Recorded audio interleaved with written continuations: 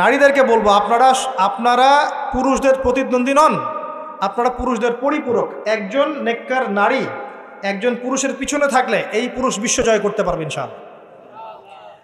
পরে আসেন নূহ আলাইহিস সালাম, তার স্ত্রী কি ঈমান এনেছিল? ঈমান আনে নাই। এখানে মনে রাখবেন, আপনি যদি ঈমান না আনেন, আকীদা ঠিক না করেন, আমল ঠিক না করেন, আপনার পরিচয়, বংশ, গোত্র, বর্ণ আপনাকে বাঁচাতে পারবে না। নূহ আলাইহিস সালামের স্ত্রী জাহান্নামে চলে গেছে, লূত আলাইহিস সালামের স্ত্রী জাহান্নামে চলে গেছে, যদিও তারা নবীদের আন্ডারে ছিলেন। আল্লাহর রাসূল সাল্লাল্লাহু আলাইহি ওয়াসাল্লাম তার মেয়ে ফাতিমা রাদিয়াল্লাহু আনহাকে বলেছেন, দুনিয়াতে যা চাওয়ার আমার কাছে চেয়ে নাও, পরকালে তোমার উপকার করতে পারছি না আমি। আর ফাতিমা রাদিয়াল্লাহু আনহা কেমন মানুষ ছিলেন আপনারা জানেন। তো আমি আমাদের মা বোনদেরকে অনুরোধ করবো, আল্লাহকে ভয় করেন, নিজের নফস ঠিক করেন, নিজের কবরের ফিকির করেন, আমল আকীদা ঠিক করেন। আপনি কত বড় আলেমের স্ত্রী, কত বড় শাইখের স্ত্রী, আপনি আপনার স্বামী কত বড় পলিটিক্যাল লিডার, কত বড় সোশ্যাল লিডার, এটার মানদণ্ড আল্লাহ দেখবেন না। আপনার ঈমান, আমল, তাকওয়া শুধু আল্লাহ পাক দেখবেন। আসেন কোরআনের পাতায় পাতায় যাই, চলেন আপনাকে নিয়ে যাচ্ছি। ইব্রাহিম আলাইহিস সালাম নাম শুনেছেন? তার স্ত্রী সারা আলাইহিস সালাম পৃথিবীর সুন্দরী নারীদের মধ্যে অন্যতম। দুজন সুন্দরী নারীর কথা এসেছে, একজন হাওয়া আলাইহিস সালাম, একজন সারা আলাইহিস সালাম। আমাদের এইসব সুন্দরী নারীদের চেয়ে হাজার গুণ সুন্দরী ছিল, অত্যন্ত সুন্দরী। খেয়াল করে দেখবেন, এই যে ইব্রাহিম আলাইহিস সালামের বংশধর যারা, তাদের চেহারা এবং সুরত কিন্তু অত্যন্ত সুন্দর। আমাদের নবী মুহাম্মদ সাল্লাল্লাহু আলাইহি ওয়াসাল্লাম প্রচণ্ড সুন্দর ছিলেন না? তার আদি পিতাকে ইসমাইল আলাইহিস সালাম না? ইসমাইল আলাইহিস সালাম ইব্রাহিম আলাইহিস সালামের সন্তান নয়? ওই দেখেন ব্লাড চলে আসছে।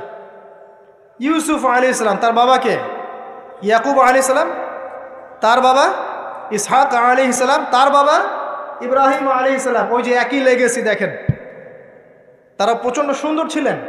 এমনকি নবী সাল্লাল্লাহু আলাইহি ওয়াসাল্লাম মেরাজের রাতে গিয়ে যখন ইব্রাহিম আলাইহিস সালামের সাথে সাক্ষাৎ করেছেন, তিনি পরে বলেছেন যে আমার শাকল, সুরত আর ইব্রাহিম আলাইহিস সালামের চেহারার মধ্যে অনেক মিল আছে, সাদৃশ্য আছে, একই রকম। আমরা কিন্তু দরুদের মধ্যেও মুহাম্মদ সাল্লাল্লাহু আলাইহি ওয়াসাল্লামের নামের পাশে ইব্রাহিম আলাইহিস সালামের নাম বলছি। তাদের উভয়ের জীবনে প্রচণ্ড মিল ছিল, একই রকম ছিল। পয়েন্টে আসেন, সারা আলাইহিস সালাম অত্যন্ত সুন্দরী ছিলেন। তিনি একাই তার স্বামীর সাথে বের হয়ে চলে গেলেন কোথায়? ওই যে প্যালেস্টাইন, যেটা এখন দখল করে রেখেছে এই জিউসরা।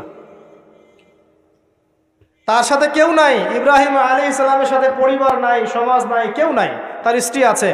একজন নেককার স্ত্রী সাথে থাকলে স্বামী বিশ্ব জয় করতে পারবে। এই জায়গায় আমি ছেলে মেয়ে সবার জন্য হেদায়েতের কথা বলছি। মেয়েরা আমাকে অনেক অভিযোগ দিয়েছে, মেয়ে নিয়ে কোনো কথা বলিনি ওয়াজের মধ্যে। আমি এখন কিছু কথা বলে শেষ করছি ইনশাআল্লাহ। সারা আলাইহিস সালাম যখন যাচ্ছেন, একজন লম্পট রাজা, মনে আছে, লম্পট একজন বাদশা তাকে ভোগ করতে চেয়েছিল, তুলে নিয়ে কিডন্যাপ করেছে।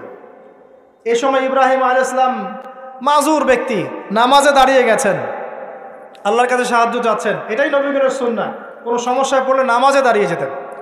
আর আমরা এখন সমস্যায় পড়লে হাউমাউ শুরু করি, তাই না? আর এদিকে সারা আলাইহিস সালাম আল্লাহর কাছে দোয়া করছেন, আল্লাহ তুমি যদি জেনে থাকো আমি আমার সতীত্ব আমার স্বামী ছাড়া অন্য কাউকে দেই নাই, তাহলে আজকে এই জালেমের হাত থেকে আমাকে রক্ষা করো। হাত বাড়াতে না বাড়াতেই তার হাত অবশ্যই পড়ে গেছে। সুবহানাল্লাহ। তিনবার চেষ্টা করেছে, তিনবার বেহুশ হয়ে পড়ে গেছে। এই সারা আলাইহিস সালামের মতো সতীত্ব রক্ষাকারী জেনারেশন কি এখন আছে? এখন তো নিজের সতীত্ব বিলিয়ে দিতে পারলে বাঁচে। এমনকি কেউ যদি নাও নেয় সতীত্ব, দেখা যায় যে নগ্ন ছবি তুলে ইমো, ফেসবুক, হোয়াটসঅ্যাপে আপলোড দিয়ে শেষ করে ফেলছে, তাই করছে না? ভিডিও কলে প্রেম হচ্ছে, আপনার এই যে গার্লফ্রেন্ড বয়ফ্রেন্ডের সাথে কফি খাচ্ছে, বিছানায় যাচ্ছে, ডেটিং করছে। বিয়ের আগে সব শেষ, বিয়ের পরে যখন এরা কোনো ঘরে যাবে, ওই ঘরে কি সুখ আসবে, শান্তি আসবে? মা বোনদেরকে বলবো, আর আমাদেরকে খেয়াল রাখতে হবে, আমরা যেন আমাদের ঘরে সারা আলাইহিস সালামের মতো মেয়ে স্ত্রী তৈরি করতে পারি। আল্লাহ পাক তৌফিক দান করুন। দেখেন সতীত্বের পাওয়ার, আল্লাহ পাক হাত অবশ করে ফেললেন। এবার ওই বাচ্চা হাদিয়া দিচ্ছে হাজারা আলাইহিস সালামকে, ঠিক আছে? হাজারা আলাইহিস সালামকে ইব্রাহিম আলাইহিস সালাম বিয়ে করলেন, কি জন্য করলেন? সন্তানের জন্য। বাই দ্য ওয়ে, এখন আবার একাধিক বিয়ে যদি কেউ করে ফেলে তাকে সমাজে এবার বাঁকা চোখে দেখা হয়, তার মনে চরিত্র সমস্যা আছে। কিন্তু বিয়ে না করে বিয়ের আগে 10টা প্রেম করলে কোনো সমস্যা নেই, বিয়ের আগে 1000টা জেনা করলে কোনো সমস্যা নাই, পতিতালয় গেলে সমস্যা নাই, ফ্রি মিক্সিং গেলে সমস্যা নাই, গার্লফ্রেন্ডকে নিয়ে ঘুরতে গেলে ডেটিং করলে কোনো সমস্যা নাই। আবার বিয়ে করে ঘরে স্ত্রী থাকতেও বাইরে পরকীয়া করলে কোনো সমস্যা নেই। এগুলোকে আমরা উন্মুক্ত করছি, কিন্তু কেউ সাহস করে যদি কোনো বিধবার দায়িত্ব নেয়, কোনো তালাকপ্রাপ্তার দায়িত্ব নেয়, কোনো অসহায় দায়িত্ব নেয়, তাকে খারাপ চোখে দেখা। এই হলো আমাদের সাইকোলজি। অথচ আল্লাহ পাক এই বিধানটা দিয়েছেন কোরআন এবং সুন্নায়। যাই হোক, তার জন্য শর্ত আছে, শর্ত পূরণ না হলে করবেন না, কখনো ফরজ নয়। কিন্তু কেউ যদি শর্ত পূরণ করে করতে পারে, তাকে ডিসকারেজ কেন করতে যাবে? সমাজ চেঞ্জ হয়ে গেছে। হাজরা আলাইহিস সালাম, এখান থেকে আমি আমাদের মা বোনদেরকে এবং আমাদেরকে একটা হেদায়েতের কথা বলবো ইনশাআল্লাহ। হাজরা আলাইহিস সালামের ঈমান, আমল, তাওয়াক্কুল দেখেন। তার গর্ভে আল্লাহ পাক সন্তান দিলেন ইসমাঈল আলাইহিস সালামকে। এবার আল্লাহ পাক বলছেন রেখে আসো। কোথায়? ওই মক্কায়, জনমানব শূন্য জায়গায় রেখে আসলেন। সাথে আছে সামান্য পানি, কিছু খেজুর রেখে আসছেন, এবং ইব্রাহিম আলাইহিস সালাম পিছনে হেঁটে চলে যাচ্ছেন। হাজরা আলাইহিস সালাম বলছেন আইনা তাযহাবু ইয়া ইব্রাহিম, আপনি কোথায় যাচ্ছেন হে ইব্রাহিম?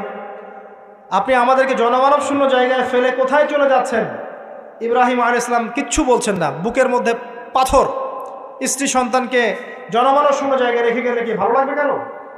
বুকের মধ্যে পাথর, চুপ করে আছেন। এক পর্যায়ে হাজরা আলাইহিস সালাম বলছেন আপনি কি আল্লাহর আদেশে এই কাজটা করছেন?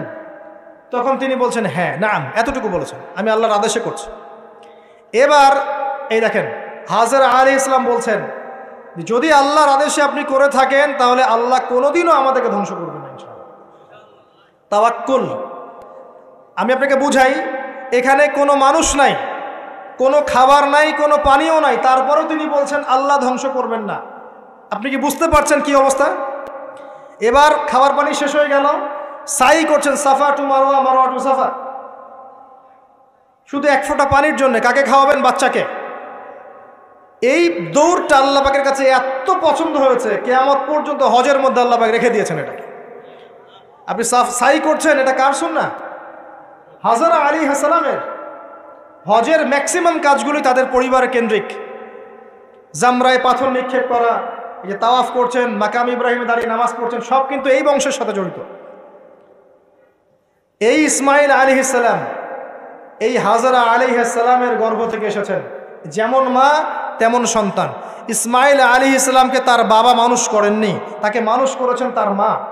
বাবা কিন্তু অনেক দূরে, প্যালেস্টাইনে, মাঝে মাঝে আসেন, মাঝে মাঝে যান। কথা বুঝতে পারছেন? এরকম মায়ের গর্ভ থেকেই এমন সন্তান পাওয়া সম্ভব, যেই সন্তানকে তার বাবা বলছেন যে ইয়া বুনাই ইন্নী আরা ফিল মানামি আন্নী আযবাহুক, হে আমার সন্তান, আমি স্বপ্নে দেখেছি আমি তোমাকে জবাই করছি। ফানজুর মায়াদা তারা, তোমার রায় কি আমাকে বলো। এই বাচ্চা তখন বলছে, বাচ্চার বয়স 10, 12, 15, 16 এতটুকু হবে। সে বলছে ইয়া আবাতি, হে আমার বাবা, ইফআল মা তু'মার, আপনাকে যা আদেশ করা হয়েছে তাই করেন। সাতাজিদুনি ইনশাআল্লাহু মিনাস সাবিরিন, ইনশাআল্লাহ আপনি আমাকে ধৈর্যশীল পাবেন। যেমন মা তেমন সন্তান। মা বলেছে আল্লাহ আমাকে দেখবে, ওই দেখেন সন্তান জবাই করে দেন, আল্লাহ আমাকে ধৈর্যশীল পাবেন ইনশাআল্লাহ। এরকম স্ত্রী ঘরে ঘরে না থাকলে আমরা কি ইসমাঈলের মতো সন্তান পাবো? যে স্ত্রীগুলোকে আপনি বিয়ে করছেন তারা কি আসলে এমন? বিয়ের সময় দেখেছেন আপনি শ্বশুরের সম্পত্তি, মেয়ের সৌন্দর্য, বা পালিয়ে করেছেন, অ্যাফেয়ার করে করেছেন, এখন বিয়ের পরে হাওমাও করছেন। বিয়ের আগে তো দিনদারিতা দেখেন নাই। আল্লাহর নবী কখনো বলেননি 4টা গুণ দেখে বিয়ে করো, হাদিসের শব্দ এমন নয়।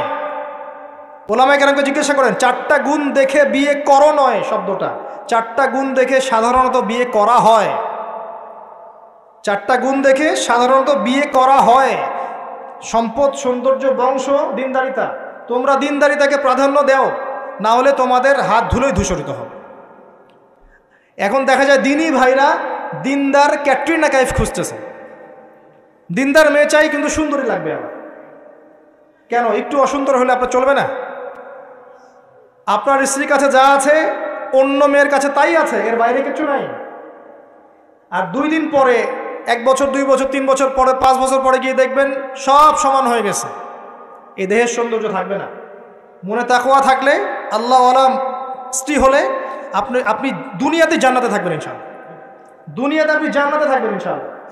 আর যদি ঘরে একটা বদকার স্ত্রী থাকে তাহলে আপনার দুনিয়ায় জাহান্নাম, দুনিয়া জাহান্নাম। অতএব বিয়ের সময় খুব কেয়ারফুল থাকবেন। আপনি দিনদার মেয়েকে প্রাধান্য দেন, এবং মেয়েদেরকেও বলবো দিনদার ছেলে ছাড়া বিয়ে করে না। অনেক বড় চাকরি করে, অনেক বড় ব্যবসা করে, এটা সেটা, নামাজ পড়ে না, এগুলো দেখছেন না, সুদের চাকরি করে, ঘুষ খায়, আপনি রাজি হয়ে যাচ্ছেন, এরপরে গিয়ে পস্তাচ্ছেন যে হুজুর আমার সংসারে অশান্তি, এটা সেটা। এখন তো পস্তায় লাভ নাই, বরং আপনার সন্তানও হবে ওই নাস্তিক প্রজন্মের মতোই, নাউজুবিল্লাহ। আমরা দুনিয়ার স্বার্থ খুব ভালো চিনি, দুনিয়ার স্বার্থকে ত্যাগ করে দিনকে অগ্রাধিকার দেন, আল্লাহ পাক কবুল করবে ইনশাআল্লাহ। এই হলো ইসমাইল আলাইহিস সালামের মা। তিনি যেমন সন্তান তেমন এখানে আমাদের জন্য আদর্শ আছে। এখনও যদি আমরা দিনের বিজয় চাই, প্রত্যেক পরিবারের কর্তাকেও হতে হবে ইব্রাহিমের মতো আলাইহিস সালাম, প্রত্যেক পরিবারের সন্তানদেরকে হতে হবে ইসমাইলের মতো আলাইহিস সালাম, প্রত্যেক পরিবারের মা বোনদেরকে হতে হবে হাজরা সারার মতো, তবে আদর্শ পরিবার হবে ইনশাআল্লাহ।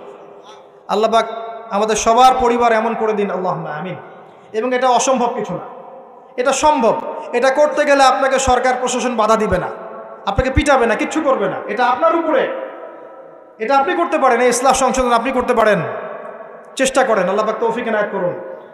আর কয়েকটা আমি নসিহত করে শেষ করছি মেয়েদের জন্যে। সেটা হচ্ছে, এর পরে চলে আসেন মারিয়াম আলাইহিস সালাম। তার সতীত্ব এত পবিত্র ছিল, আল্লাহ পাক তাকে মিরাকেল বানিয়েছেন, তার গর্ভে ঈসা ইবনে মারিয়ামকে জন্ম দিয়েছেন। খেয়াল করে দেখেন, ফেরাউন, মনে আছে ফেরাউন, তার ঘরে একজন ইমানদার মহিলা ছিল না? নবী সাল্লাল্লাহু আলাইহি ওয়াসাল্লাম মেরাজে গিয়েছেন, সেখানে দেখেছেন বেশিরভাগ অধিবাসী জাহান্নামে নারী। এর মধ্যেও তিনি একটা সুগন্ধ পাচ্ছেন জান্নাতের। তিনি জিজ্ঞাসা করলেন, এই সুগন্ধ কোত্থেকে আসছে? তখন জিবরাইল আলাইহিস সালাম তাকে জানিয়ে দিলেন, এটা ফেরাউনের সেই যে দাসী যাকে ফেরাউন হত্যা করেছিল ঈমানের কারণে, ওর ঘর থেকে, জান্নাতের সেই ঘর থেকে সুগন্ধ আসছে। ফেরাউনের ঘরেও মুমিনা নারী থাকতে পারে, তাহলে আমাদের ঘরে থাকতে পারে না? থাকতে পারে। ফেরাউনের ঘটনা মনে পড়লো যে মুসা আলাইহিস সালাম, তার মা সন্তানকে ভাসিয়ে দিয়েছিলেন না সিন্ধুকে, মনে আছে? আল্লাহ পাক ওই সন্তানকে তার কোলে আবার ফিরিয়ে দিয়েছেন, মনে আছে? এখানে একটা শিক্ষা আছে। প্রিয় মা বোনরা, আপনারা যদি আপনাদের সন্তানকে আল্লাহর পথে দেন, আল্লাহ পাক আপনার চক্ষু শীতল করে দিবেন। ওই সন্তানকে ঘুরিয়ে এমন একটা অবস্থান দিয়ে আপনার কাছে নিয়ে আসবেন, আপনি ওকে দেখে পরিতৃপ্ত হয়ে যাবেন। এখানে নসিহত আছে। তিনি ভাসাতে পারছিলেন না, মন কাঁদছিল, আল্লাহ পাক মনটাকে কিন্তু নরম করেছেন, শক্ত করেছেন, মনটা শক্ত করেছেন। তারপরে আল্লাহ পাক ওখানে একটা ইলহাম করেছেন, তিনি ভাসিয়ে দিয়েছেন। তারপরে আল্লাহ পাক ওই সন্তানকে আবার তার কোলে ফিরিয়ে দিয়েছেন দুধ পান করানোর জন্য। ঘটনাটা পড়ে দেখেন। আপনি যদি আপনার সন্তানকে আল্লাহর পথে দেন, আপনার সন্তানকে যোগ্য করে আল্লাহ আপনার সামনে নিয়ে এসে দাঁড় করিয়ে দেবেন ইনশাআল্লাহ। আপনি দেখে চোখ শীতল করে ফেলবেন, আল্লাহর উপর ভরসা রাখেন। মুসা আলাইহিস সালামের কথা একটা ঘটনা মনে পড়লো। তিনি যখন ওই যে ঘুষি দিয়ে একজন মরে গেছে, তিনি চলে গেলেন ওই কওমে শুআইব মাদিয়ানে, সেখানে গিয়ে বসে আছেন এবং দেখছেন দুইজন মেয়ে পানি আনার জন্য এসেছে, তাই না? পানি আনতে পারছে না, তিনি গিয়ে হেল্প করলেন। এই মেয়ে দুটো গিয়ে শুআইব আলাইহিস সালামকে বললেন যে হুয়া রাজুলুন কাওয়িউন আমিন, একজন ব্যক্তিকে দেখেছি সে খুব কাওয়ি, শক্তিশালী এবং আমিন, বিশ্বস্ত। শুআইব আলাইহিস সালাম পাঠালেন তাকে ডেকে নিয়ে আসো।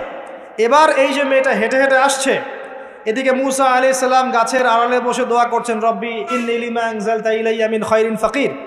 এই মেয়ে হেঁটে হেঁটে এসে মুসা আলাইহিস সালামকে বলছেন, আমার বাবা আপনাকে ডাকছেন।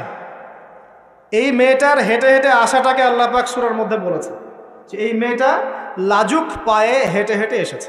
কিভাবে? লাজুক ভঙ্গিতে সে হেঁটে হেঁটে এসে বলেছে, আমার বাবা আপনাকে ডাকছেন। কথা বুঝতে পারছেন? এই লজ্জাশীলতা এখনকার মেয়েদের মধ্যে আপনি আমাকে দেখান। এই লাজুক ভঙ্গিতে হেঁটে আসা মেয়েদের যে হাঁটাটাও পর্দা, মেয়েদেরকে কে বুঝাবে হাঁটার মধ্যেও পর্দা আছে? কে বুঝাবে যে গলার ভয়েসে পর্দা আছে, চোখের চাহনিতে পর্দা আছে? একটা মেয়ে সব কিছু ঢেকেছে, মনে করেন চোখটা ঢাকে নাই, এই চোখ দুটো দেখেই একটা ছেলে তার প্রেমে পড়তে পারে।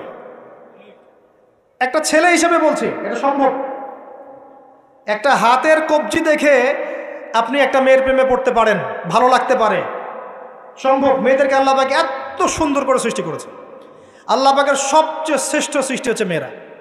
মানুষ তো অবশ্যই, তারপরে মেয়ে মানুষ। এই নারী আপনার হয় জান্নাতের মাধ্যম হবে, অথবা আপনার জীবনের সবচেয়ে বড় ফিতনা হবে। কারণ নবী সাল্লাল্লাহু আলাইহি ওয়াসাল্লাম বলেছেন, আমি পুরুষদের জন্য মহিলাদের চেয়ে বড় কোনো ফিতনা দেখে যাচ্ছি না। প্রচণ্ড বড় ফিতনা হতে পারে, সাবধান। তো এখানে দেখেন মেয়ের হাঁটার বর্ণনা আল্লাহ পাক দিয়েছেন। এখনকার জেনারেশনে মেয়েদেরকে আপনি হাঁটা শেখান, রাস্তাঘাটে, শপিং মলসে, সব জায়গায় দেখবেন গেঞ্জি আর জিন্স আর টি শার্ট পরে, ফর্মাল পোশাক পরে, স্যুট বুট পরে ঘুরছে। মাঝে মাঝে পোশাকের এখানে ওখানে ফাড়া ছেঁড়া, এটাই নাকি স্টাইল। এমন পোশাক পরছে যেটা পরেও দেহের অঙ্গ প্রত্যঙ্গ বোঝা যাচ্ছে, এমন পোশাক পরছে যেটা বাহির থেকে ভিতরের অঙ্গ দেখা যাচ্ছে। অমুসলিমদের পোশাক পরছে, ছেলেদের পোশাক পরছে, এগুলো সবই আখিরুজ্জামানের সাইন। আখিরুজ্জামানে এরকম মেয়েদের সংখ্যা বাড়বে। নিসাউন কাসিয়াতুন আরিয়া, এরা কাপড় পরেও নগ্ন থাকবে। মুইলাতুন মামিলাত, এরা মানুষকে আকৃষ্ট করবে, নিজেরাও আকৃষ্ট হবে। এরা জান্নাতের গন্ধও পাবে না, যদিও জান্নাতের গন্ধ যোজন যোজন দূর থেকে পাবে। আখিরুজ্জামানের সাইন আপনি দেখবেন, মেয়েরা ছেলেদের পোশাক পরে ঘুরছে। এখন এই শুআইব আলাইহিস সালামের মেয়ের মতো এদেরকে কে লজ্জা শেখাবে? নাই লজ্জা শরমের বালাই। স্যার ক্লাস নিচ্ছে, সে গোল হয়ে বসে আছে, কোচিং করছে। টিচার গায়রে মাহরাম, সে ক্লাস নিচ্ছে, পড়াচ্ছে, গোল টেবিল করে বসে আছে মেয়েরা।